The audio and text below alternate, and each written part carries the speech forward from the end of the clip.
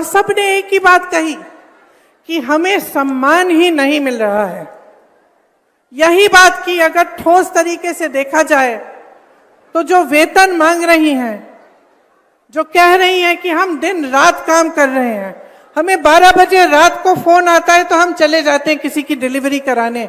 Hello everyone, एक बार फिर से आप लोग का नए और इन्फॉर्मेटिव वीडियो में बहुत बहुत स्वागत करते हैं। तो जितनी भी आंगनवाड़ी या फिर उनके घर से लोग हैं या फिर आशा कार्यकर्ता हैं, जो भी लोग आप लोग इस वीडियो को देखने आ गए हैं, तो आप लोग ये वीडियो प्लीज़ पूरा देखिएगा। आप लोग अगर देखे भी हैं तो पूरा देख कीजिए, क्योंकि देखिए पूरा नहीं देखे होंगे तो और ज़्यादा ये वीडियो जो कि आया है निकल के, तो आप लोग को ये वीडियो पूरा देखना है कि किस तरीके से शक्ति अधिकार में जो कि आंगनवाड़ी के लिए आवाज़ उठाया है, और प्लस आगे चल के क्या होने वाला है जो कि इसी सरकार में, जो कि इस तरीके से अगर चलता रहा तो मेन है केंद्र सरकार को जो कि वृद्धि करना। अगर केंद्र सरकार कर देगी वृद्धि तो हर एक आंगनवाड़ी के लिए आसान हो जाएगा। चलिए हम लोग ये पूरा जो कि शक्ति मिशन का ये पूरा वीडियो आप लोग देख लीजिए, जो कि कम ही है लेकिन जो कि मेन इंपॉर्टेंट जो बात है वो मैं इस वीडियो में लगाया हूँ। मेन जो बात है आंगनवाड़ी के लिए सुनना जरूरी है, वो बात मैं लगाया हूँ। तो चलिए पूरा देखिएगा। वीडियो को अभी तक लाइक नहीं किए प्लीज़ लाइक कर लीजिए, चैनल से भी जुड़ जाइएगा। हमेशा आप लोग को सच्ची खबर यहाँ पे मिलती रहती है। हम अपने छोटे 10 दिन के बच्चे को साथ अपने साथ ले जाकर गए हैं कोविड के समय, तो हमें 24 घंटे मौजूद होना पड़ता है, 24 घंटे तैयार होना पड़ता है काम करने के लिए, लेकिन हमारा सम्मान नहीं है, हमें वेतन ही नहीं मिलता। सब यही कह रहे हैं कि सरकार उनको जो मानदेय दे रही है, कहीं 1500 कहीं 3000, ये कोई मानदेय है? ये आज के जमाने में आप बाजार जाओगे आपको क्या मिलेगा 3000 रुपए में? 1000 रुपए में क्या मिलेगा आपको? आधी चीजें आप छोड़ के वापस आ जाएंगी, और आपको महीने में 1000 रुपए दिए जा रहे हैं। त्योहार आते हैं, बच्चों की शिक्षा करानी है, बच्चे बीमार पड़ जाते हैं, घर के छप्पर में कोई लीक आ जाता है, पानी आ रहा है, तो उसकी मरम्मत करनी है। कैसे करते हैं आप ये सब? और जब आपको बुलाया जाता है आपको हाजिर होना पड़ता है। तो चाहे आप किसी पाठशाला में काम कर रहे हैं, चाहे आप मिड डे मील पका रहे हैं, चाहे आप स्वास्थ्य की सुविधाओं में मदद कर रहे हैं, चाहे कुछ भी कर रहे हैं, आपके 8 से 10 घंटे इसी काम में गुजरते हैं। आप घर आती हो तो ये नहीं है कि आराम से लेट सकती हो। आप घर आती हो तो आपको अपने बच्चों को संभालना है, उनकी पढ़ाई की देखरेख करनी है, किसी का स्वास्थ्य ठीक नहीं है उसका देखभाल करना है, पूरे घर को खाना खिलाना है, परिवारजनों को खाना खिलाना है, और जब तक वो सब सोते नहीं हैं तब तक आप सोती नहीं हो। सच है कि नहीं है? सच है ना? तो ये समाज और ये जो सरकारें हैं ये आपका सम्मान क्यों नहीं कर रहे हैं? ये मैं पूछना चाहती हूं। आपने सोचा है कि चुनाव आ रहा है, चुनाव के आज शायद 1-1.5 महीने पहले हम चुनाव आ रहा है तो आपको 10,000 रुपए मिल रहे हैं, तो ऐलान हो गया है कि आपको 10,000 रुपए दिए जाएंगे।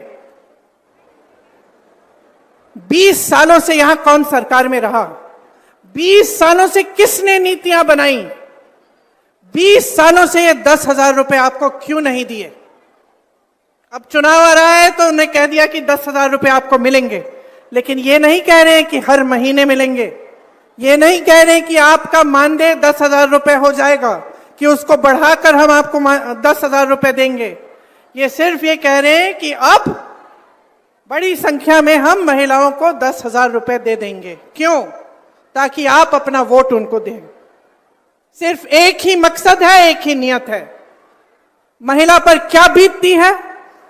महिला जब एक जगह से दूसरी जगह जाती है तो असुरक्षित महसूस करती है अपने आप को। अपराध बढ़ गए महिलाओं पे, 10 गुना बढ़ गए होंगे। ये जो लड़की अभी स्टेज पे आई थी क्या कह रही थी कि मैं जब कॉलेज जाती हूं दीदी मुझे डर लगता है, मुझे डर लगता है। पढ़ाई के लिए जा रही है, घर से जा रही है, वापस आ रही है, उसको डर लगता है, क्योंकि इस सरकार ने उसको सुरक्षित करने का कोई काम नहीं किया। महिलाओं के बलात्कार हो रहे हैं, अपराध हो रहे हैं महिलाओं पे, ये लोग FIR दर्ज तक नहीं होने देते।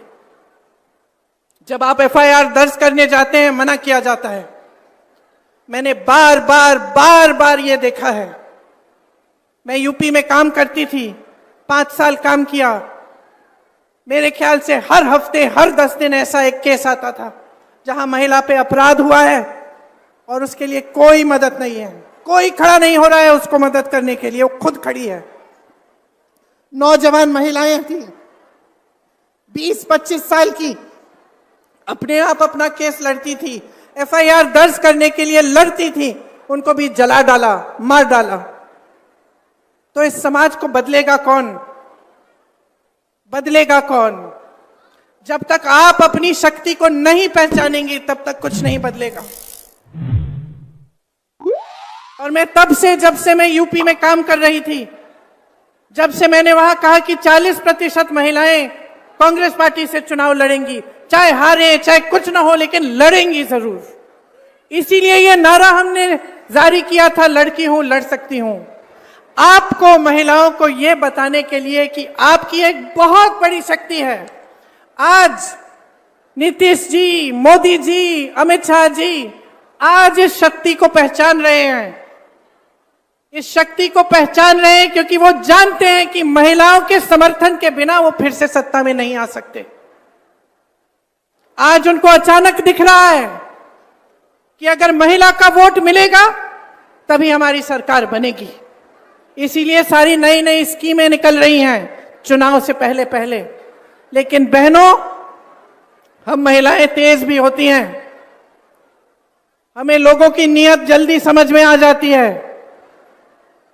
अगर हम अपनी बेटी के लिए कोई लड़का देखने जा रहे हैं, सबसे पहले हम उसकी नीयत देखते हैं क्या है, समझ जाते हैं कि किसकी नीयत में खोट है।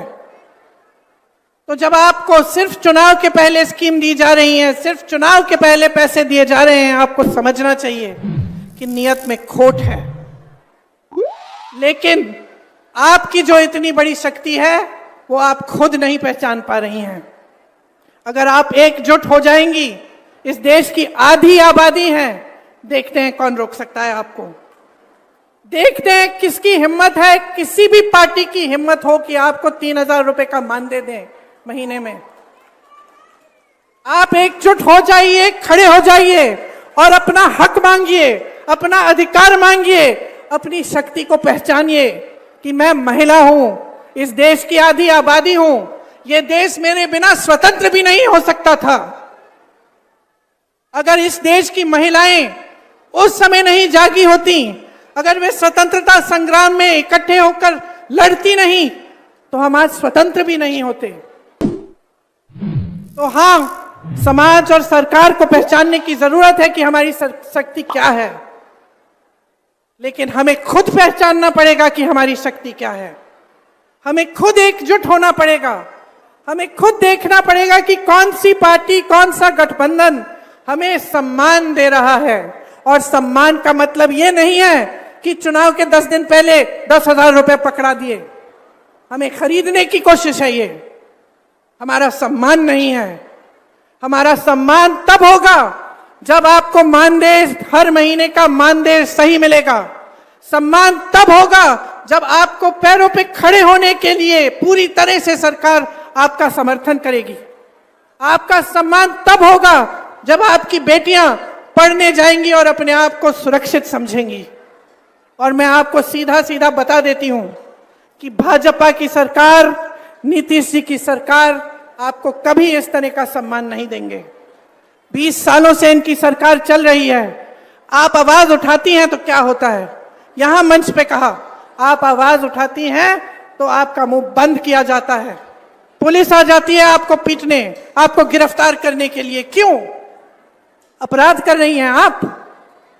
अपराधियों को तो गिरफ्तार नहीं किया जा रहा है, लेकिन आप आवाज उठा रही हैं, आप अपना हक मांग रही हैं। आप कह रही हैं कि मैं 8 से 10 घंटे काम करती हूं, मुझे ये 1,000-1,500 रुपए का मानदेय, ये 3,000 रुपए का मानदेय स्वीकार नहीं है, मुझे सम्मानजनक मानदेय दो।